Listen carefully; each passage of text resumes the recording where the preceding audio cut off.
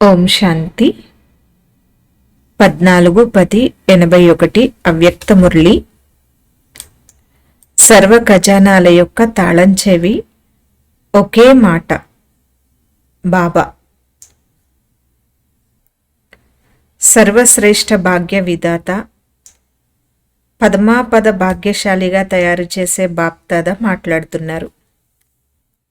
ఈరోజు భాగ్య విధాత బాబా తన యొక్క భాగ్యశాలి పిల్లల్ని చూస్తున్నారు. భాగ్యశాలిగా అయితే అందరూ అయ్యారు, కానీ భాగ్యశాలి అనే మాటలో కూడా సౌభాగ్యశాలి మరియు పదమాపద భాగ్యశాలి. బాబా ఏం చెప్తున్నారు? భాగ్యశాలి, సౌభాగ్యశాలి, పదమాపద భాగ్యశాలి. భాగ్యశాలి అనే మాట ఇద్దరికీ ఉంటుంది, కానీ ఎక్కడ సౌ అంటే 100, ఎక్కడ పదమం అంటే కోటాను కోట్లు తేడా అయితే ఉంది కదా. 100కి కోటాను కోట్లకి తేడా ఉంది కదా. భాగ్య విధాత ఒక్కరే, విధాత యొక్క విధి కూడా ఒక్కటే. సమయము మరియు వేళ కూడా ఒకటే అయినప్పటికీ నెంబర్ వారి. భాగ్యాన్ని ఇచ్చే పరమాత్మ ఒక్కరే, భాగ్యం తయారు చేసుకునే పద్ధతి ఒకటే.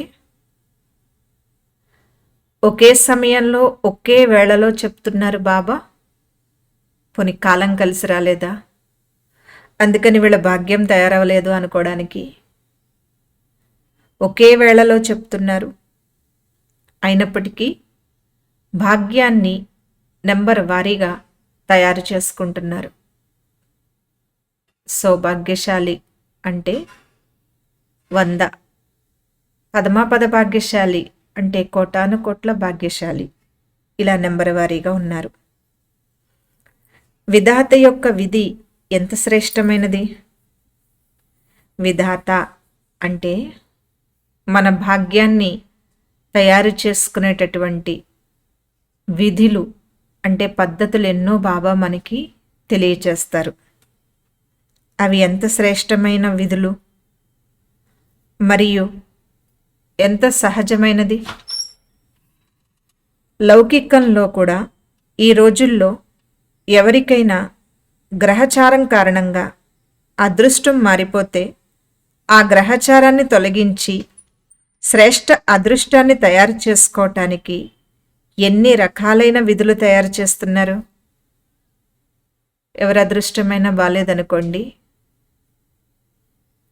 ఆ అదృష్టాన్ని మార్చుకోవడానికి, పెంచుకోవడానికి, ఆ గ్రహచారం తొలగిపోవటానికి ఎన్ని పద్ధతులు పాటిస్తారు, ఎన్ని పద్ధతులు తయారు చేస్తున్నారు. దానికోసం ఏం చేస్తున్నారు? అవి పోనీ ఆ పద్ధతులు అవి ఏమన్నా ఊరికనే వస్తున్నాయా? ఎంతో సమయం, ఎంతో శక్తి, ఎంతో సంపద ఖర్చు చేస్తున్నారు. మీ భాగ్యం బాగుండాలంటే ఫలానా పూజ చేయండి అన్నారు. ఆ పూజ ఏమైనా ఖర్చు లేకుండా అయిపోతుందా? ఎన్ని పూజా ద్రవ్యాలు కొంటారు? అందులో ఒక ద్రవ్యం దొరకలేదనుకోండి, ఎక్కడ దొరుకుతుందో కూడా ఎంత శ్రమైనా వెళ్ళి దాన్ని తెచ్చుకుంటారు.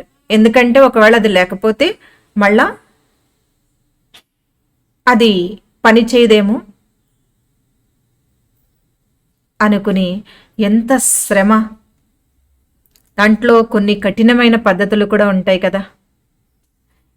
అంత శ్రమ చేస్తారు, అంత సమయము పెడతారు, అంత సంపద ఖర్చు చేస్తారు. ఇదంతా ఎందుకు చేస్తున్నారు? అదృష్టాన్ని మార్చుకోవటానికి. ఇలా తయారు చేసేవాళ్ళు అనేక మంది ఉన్నారు, అవునా? మీరు ఇది చేయండి, మీకు చాలా బాగుంటుంది, మీరు ఇది పాటించండి, ఇంకా బాగుంటుంది. ఎన్ని రకాలు చెప్తున్నారు చూడండి, ఎన్ని రకాలు వింటున్నారో చూడండి, ఎన్ని రకాలు చేస్తున్నారో చూడండి. అయినా ఏమైనా అదృష్టం తయారైందా? ఇంత కష్టపడి, ఇంత సమయం పెట్టి, ఇంత డబ్బు ఖర్చు పెట్టి మీరు చేసిన వాటికి మీకేమైనా అదృష్టం తయారైందా అంటే వాటి ద్వారా తయారయ్యే అదృష్టము చాలా అల్పకాలికంగా ఉంటుంది అని బాబా చెప్తున్నారు. ఎందుకంటే అవి అల్పకాలికమైన విధులు. అల్పకాలిక అదృష్టం తయారవుతుంది, అది ఒక్క జన్మకు కూడా గ్యారంటీ లేదు. గ్యారంటీగా మీ అదృష్టం బాగుంటుంది అని ఎవరైనా చెప్తారా? అసలు చేసుకోండి,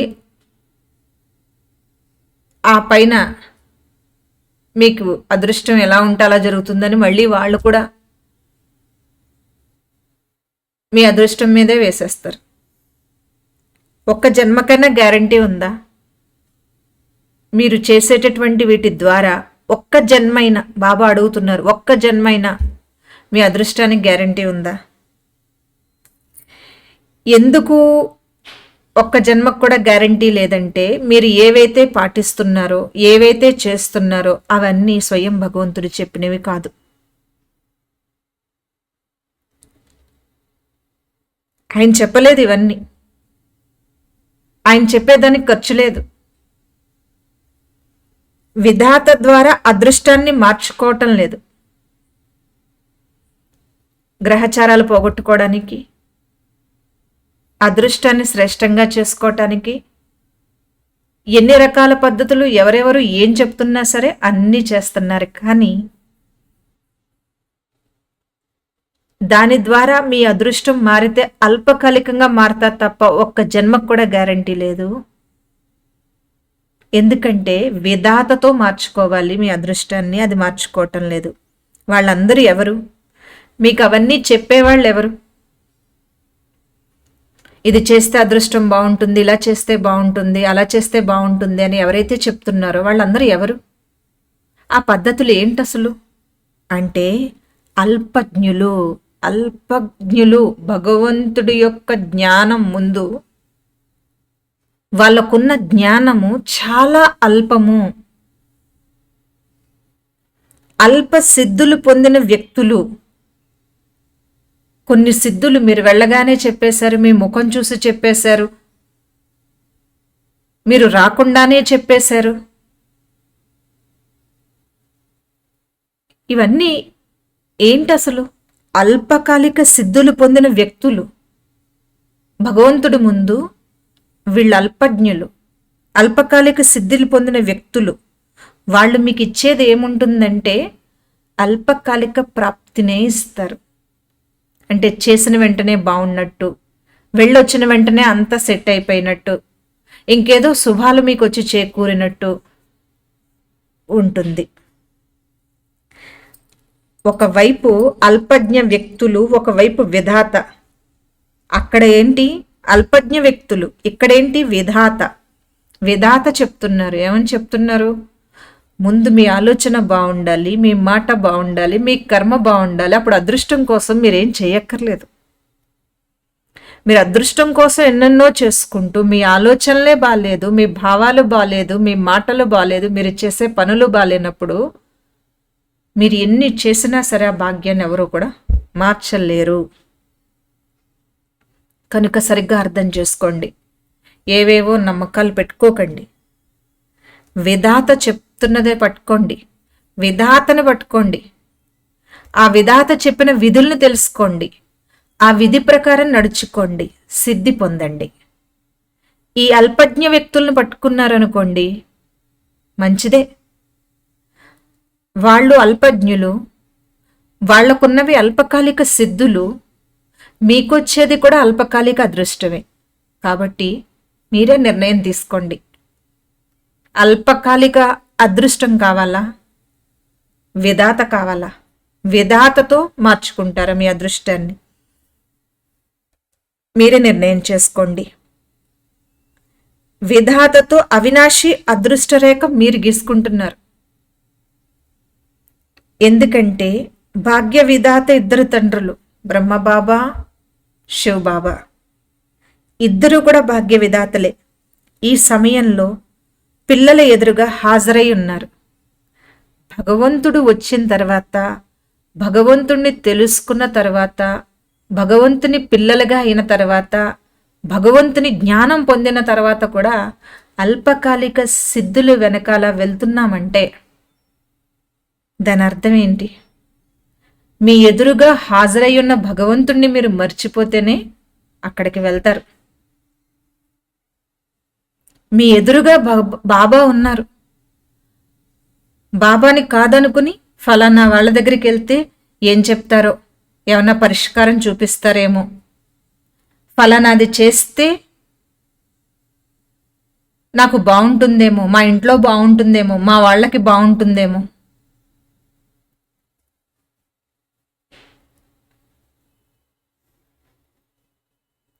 వర్తమాన సమయంలో భాగ్య విధాత నుండి ఎంత భాగ్యం తీసుకోవాలంటే అంత తీసుకోవచ్చు.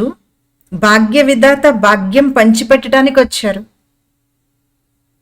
భగవంతుడు హాజరై ఉన్నారు. ఈ సమయంలో భగవంతుడు రాక ముందు మనం ఇవన్నీ వెళ్తూ ఉండేవాళ్ళం, లేకపోతే అందరిలాగా అనుకునేవాళ్ళం. కానీ ఇప్పుడు భగవంతుడు వచ్చారు.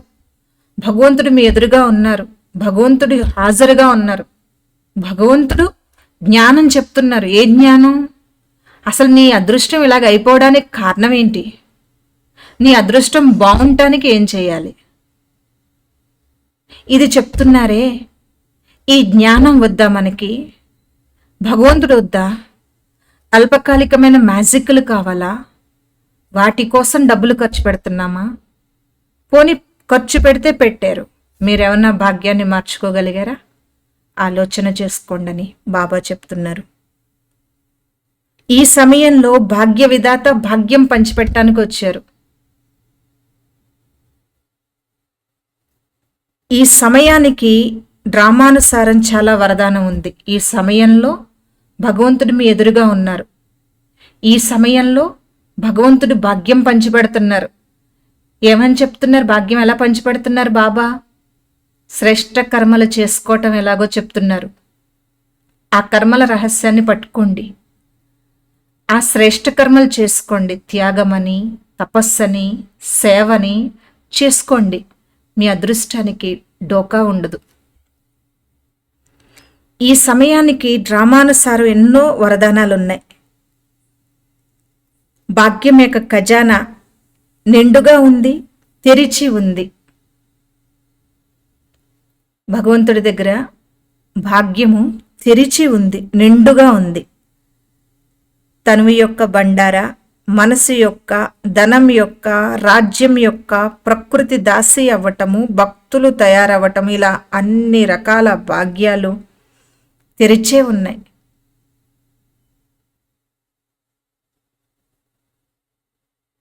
ఎవరికీ కూడా విధాత ద్వారా స్పెషల్ ప్రాప్తి యొక్క అవకాశం ఏమీ లభించటం లేదు. వాళ్ళని బాబా స్పెషల్గా చూస్తున్నారు. వాళ్ళకి బాబా స్పెషల్ ప్రాప్తినిచ్చారు అన్నది లేదు. ప్రాప్తి అందరికీ ఇస్తున్నారు. అందరికీ ఒకే విధంగా లభిస్తుంది. ఏ విషయాల కారణంగా బంధన కూడా లేదు. మీరంటే ముందు వచ్చేసారు, చాలా భాగ్యాన్ని తయారు చేసేసుకున్నారు, మేము ఇప్పుడే వచ్చాము కాబట్టి మాకు ఇంకా అంత భాగ్యం తయారవ్వలేదనడానికి లేదు. లాస్ట్ వచ్చినా ఫాస్ట్గా వెళ్ళిపోవచ్చు. అలాగే మీరు సెంటర్లో ఉంటున్నారు, మేము కుటుంబంలో ఉంటున్నాం. తనువుకి అనారోగ్యం ఉంది, ఆయువు కారణంగా, స్థూల డిగ్రీ లేదు, చదువు లేదు, ఈ రకమైన కారణాలతో బాబా బండారాకి తాళం వేయటం లేదు. మీకు భాగ్యం కావాలంటే బాగా చదువుకోవాలి, మీకు భాగ్యం కావాలంటే తనువు బాగుండాలి, మీకు భాగ్యం కావాలంటే ఇలా ఉండాలి అలా ఉండాలని ఏమీ చెప్పట్లేదు బాబా. మీరు లాస్ట్లో వచ్చినా, మీరు కుటుంబంలో ఉంటున్నా, మీ తనువు అనారోగ్యంతో ఉన్నా, మీకు ఆయుష్ బాగా ఎక్కువ అయిపోయినా, అంటే పెద్దవాళ్ళు అయిపోయినా, వృద్ధులైపోయినా, మీరు చదువుకోకపోయినా కూడా భాగ్యం తయారు చేసుకోవచ్చని బాబా చెప్తున్నారు. అందుకని మీరు ఏ కారణాలతోటి అయినా భాగ్యానికి తాళం వేయలేదు, మీరు వేసుకోకండి. రాత్రి పగలు భాగ్య విధాత యొక్క బండార నిండుగా తెరిచే ఉంటుంది. ఎవరిని కాపలాదారుని ఉంచారా ఏంటి? ఎవరు కాపలాదారు లేరు. అయినప్పటికీ చూడండి, తీసుకోవటంలో నెంబర్ వారీగా ఉన్నారు. భగవంతుడు వచ్చారు, భాగ్యం పంచుతున్నారు, మన ఎదుట హాజరై ఉన్నారు, సమయానికి ఎన్నో వరదానాలు ఇచ్చారు.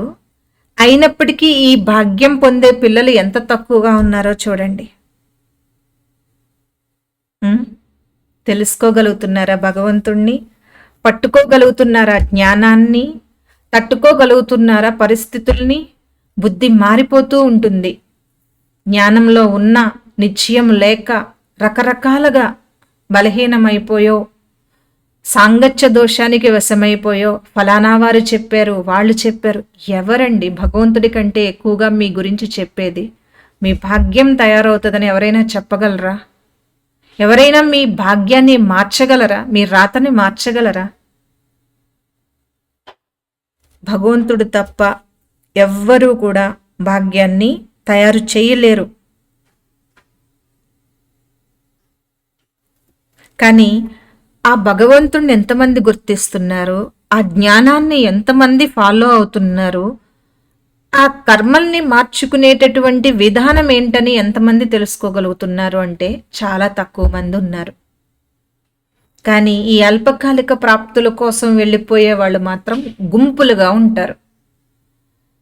గుంపులో నిల్చుని కష్టపడైనా అది తెచ్చుకుంటాం. కానీ స్వయం భగవంతుడు డైరెక్ట్గా మనకి స్వాగతం చెప్తున్నా ఆ స్వాగతాన్ని మనం స్వీకరించే స్థితిలో లేమంటే ముందు ఇది అసలైనటువంటి బలహీనత.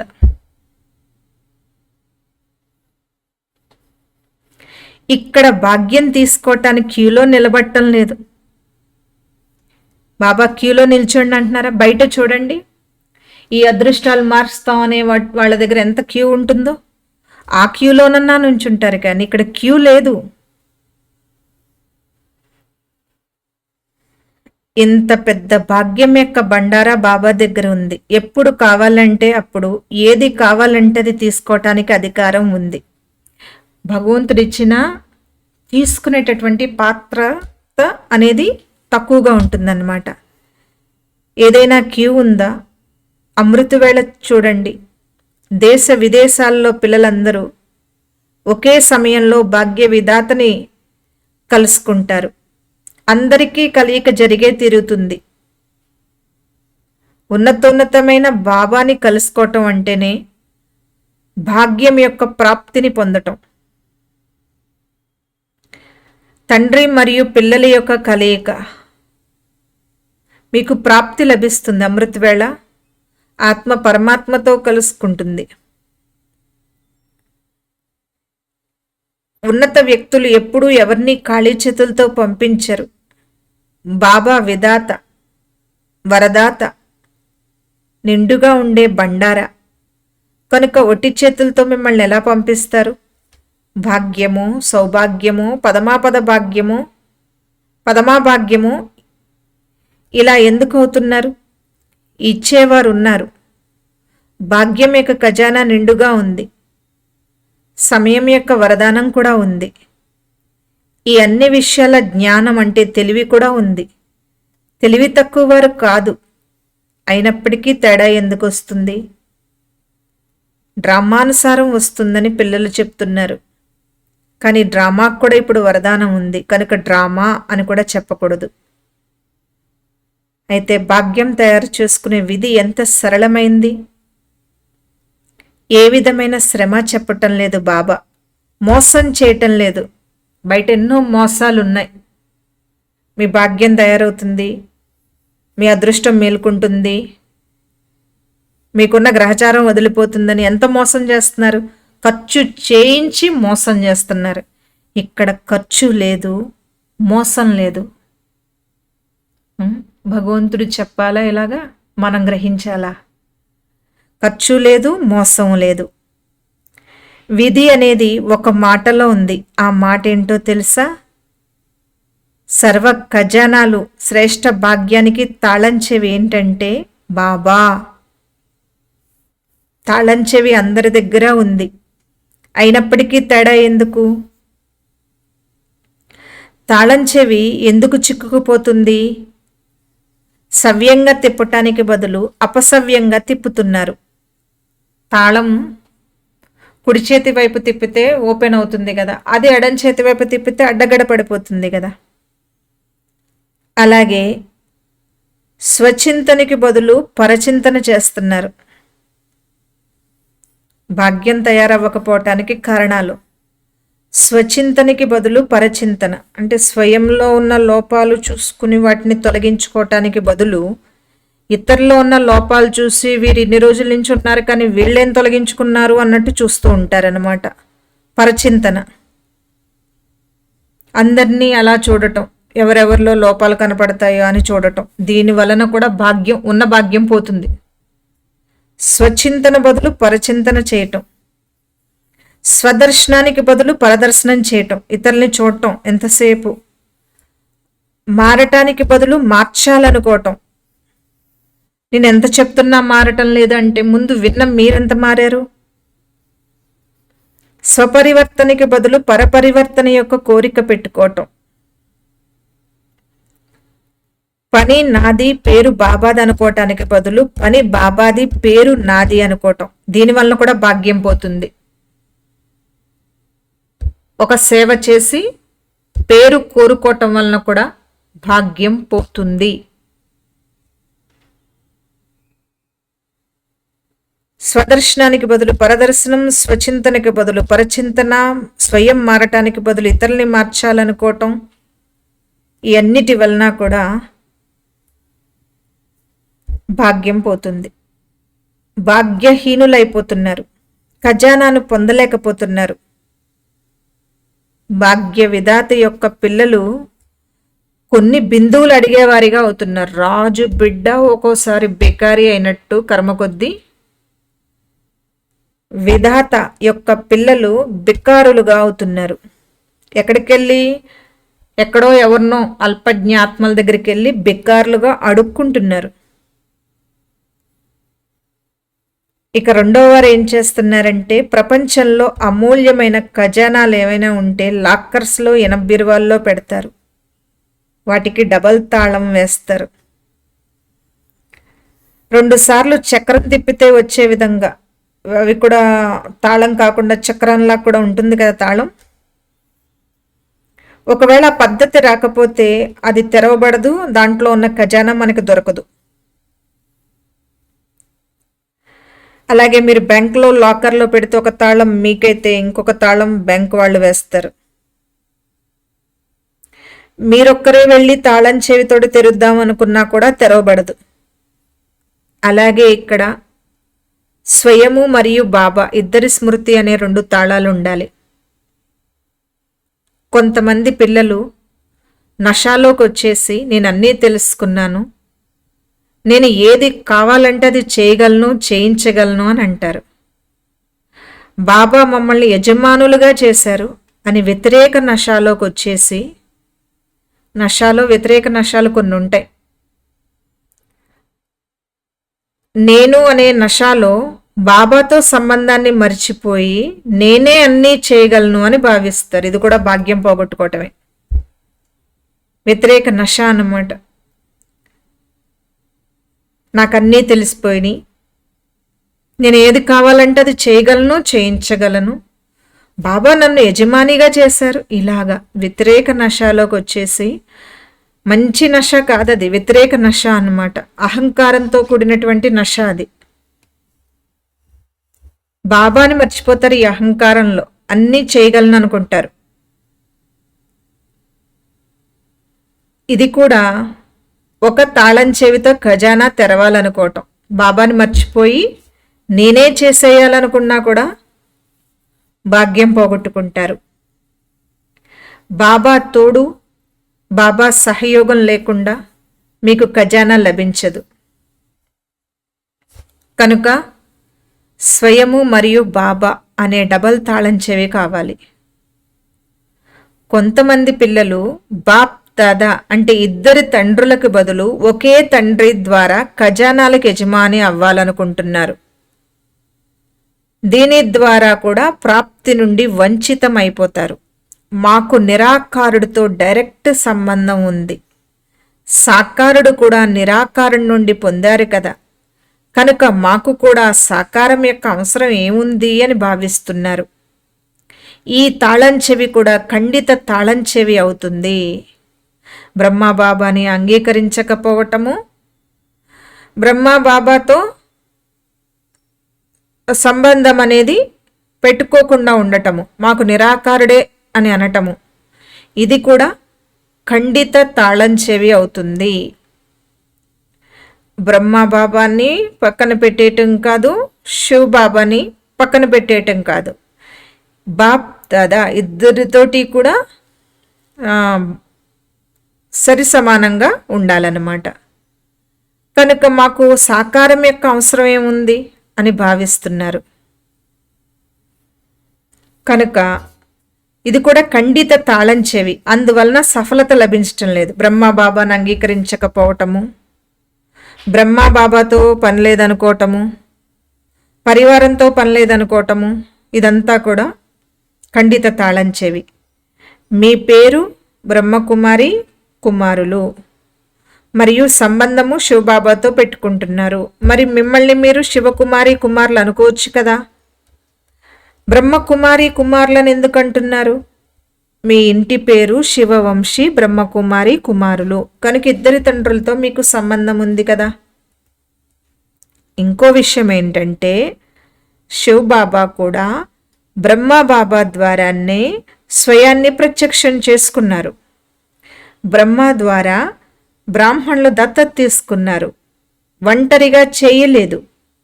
బ్రహ్మ తల్లి బాబా యొక్క తండ్రి యొక్క పరిచయాన్ని ఇచ్చారు.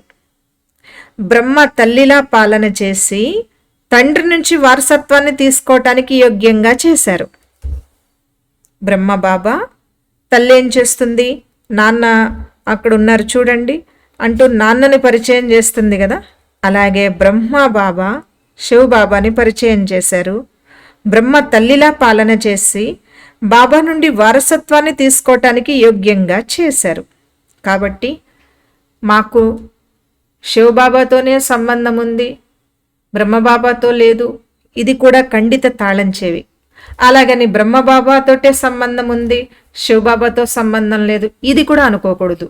ఇద్దరు బ్రహ్మ ద్వారా భగవంతుని యొక్క ప్రత్యక్షత. అలాగే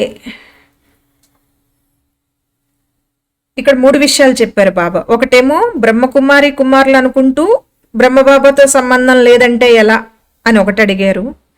ఇంకొకటేమో బ్రహ్మ ద్వారానే శివబాబా ప్రత్యక్షమైనప్పుడు మీకు బ్రహ్మబాబాతో సంబంధం లేదంటే ఎలా. అలాగే ఇంకొకటి ఏం చెప్తున్నారంటే బాబా రాజ్యభాగ్యం యొక్క ప్రాప్తిలో కూడా ఎవరి వెంట వస్తారు? నిరాకారుడైతే నిరాకారి ప్రపంచవాసిగా అయిపోతారు. సాకార బ్రహ్మబాబాతోనే రాజ్యభాగ్యం యొక్క ప్రాప్తిని అనుభవిస్తారు. సాకారంలో హీరో పాత్ర అభినయించే సంబంధం బ్రహ్మతో ఉందా లేక నిరాకారునితో ఉందా అంటే బ్రహ్మబాబాని పక్కన పెట్టేయటము, బ్రహ్మబాబాని అంగీకరించకపోవటం అనేది శివబాబా అంగీకరించారు. ఇక్కడ సాకారంలో హీరో పాత్ర అభినయించే సంబంధము బ్రహ్మతో ఉందా లేక నిరాకారుడితో ఉందా?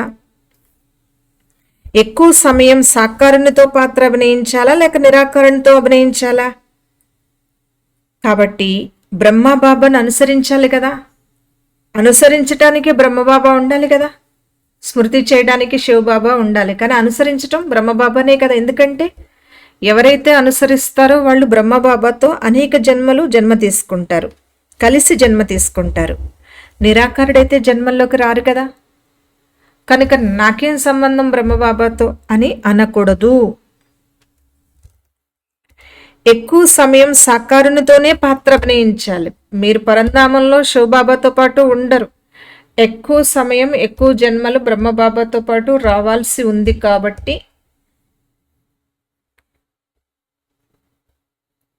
హీరో పాత్ర అభినయించే సంబంధం బ్రహ్మతో ఉందా లేక నిరాకరుడితో ఉందా?